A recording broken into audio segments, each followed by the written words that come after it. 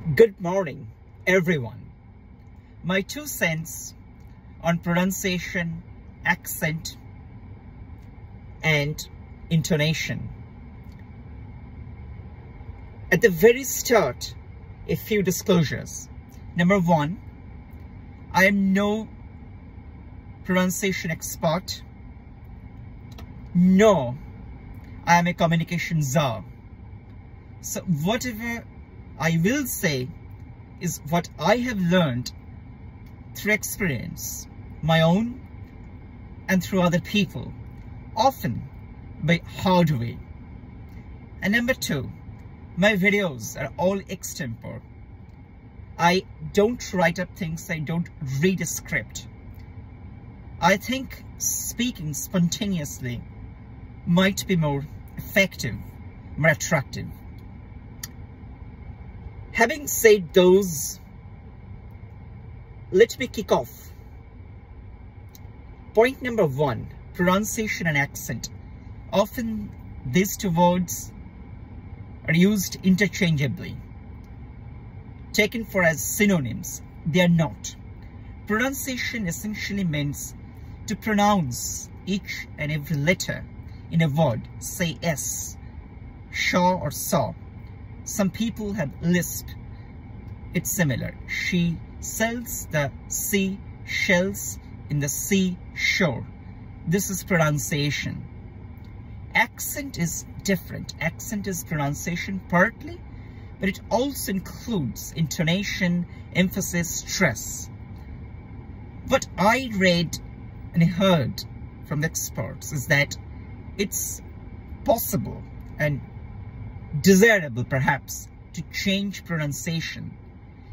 It would make you more comprehensible to native English speakers. But it is quite difficult, if not impossible, to change accent. In fact, I think that sometimes imitation of an accent makes it sound fake. This is not my opinion, but I myself have been jeered with the accusation of trying to fake accent. So just a quick tip, perhaps. Number 2, country. It is not a cliche to say that English is spoken very differently in different English-speaking countries. UK, United States, Australia. I lived in England for a while, and I can vouch for the fact that English is spoken very differently in different parts of England. I'm not even including Scotland, where English pronunciation and accent vary considerably from England. So I think that it is reasonable to ascertain which pronunciation and accent you are going to pick up, and then to work on that. Number 3, intonation. It's somewhat difficult to explain. Intonation basically means the rhythm and the stress and emphasis of a sentence. To illustrate, if a question has an answer in yes or no, then usually the emphasis is on the last word. So if I say, "Are you coming to the party today?" the question would be yes or no. So today would be stressed. As opposed to, suppose if I say, "Which color is your shirt?" the answer is suppose red or black or white. It's not yes or no. So there will be less emphasis, if any, on the last word, which is shirt. It's not difficult to master it. I think that listening to native speakers in TV, in radio, does help. The next point I'm trying to talk about is pace. What I learned through hard way is that English is spoken in a much slower pace than many other languages, for sure my own mother tongue. I think speaking slowly has 2 advantages. Number 1, it will make you sound posh, more sophisticated, if you so choose.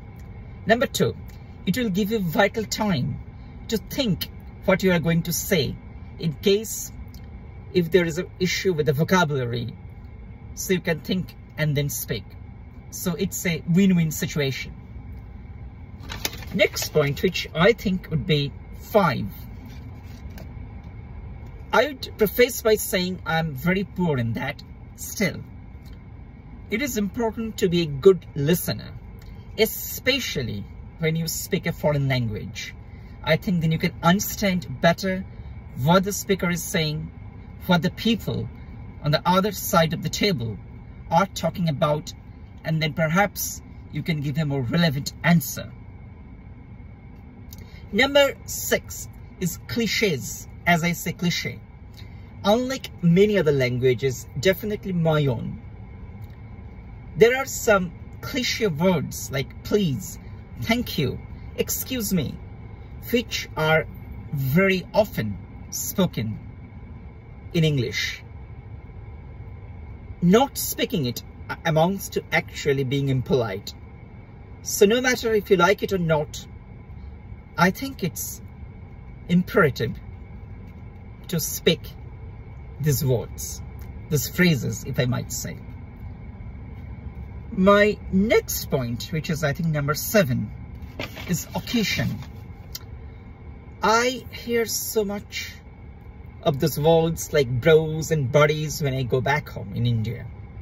There's no problem in speaking that. But remember, you won't speak the same way in a boardroom, in an interview, the way that you speak with your friends, with your buddies, in a soccer game or in a basketball game, right? So just think to remember. I think it is safer to err on the side of caution, to be more traditional, more conservative in the way you speak if you are not sure. It doesn't harm. Next point, I think that somehow relates to the last point, is try to avoid slang, at least initially when you are in an English-speaking country. There is no credit in speaking slang. I think that you'd be admired for speaking better words to avoid slang. Again, it's a very personal opinion, and I know somewhat controversial. Last but not the least, vocabulary. Vocabulary is the king. I cannot emphasize more on this point. If you have vocabulary, if you have good lexicon, you are going to be fluent. That's the very first thing. An additional tip I perhaps missed, volume. One thing I was told off in a very polite way when I first landed in an English-speaking country is that I might speak very loudly. I still do. But when I speak to my relatives, my parents from back home, I clearly perceive them speaking louder, especially in phone.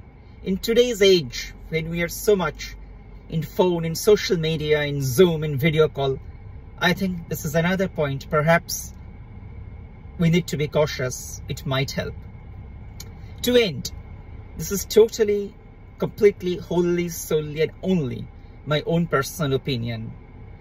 If it helps even one person, I would feel somewhat reassured, somewhat content. Thank you very much.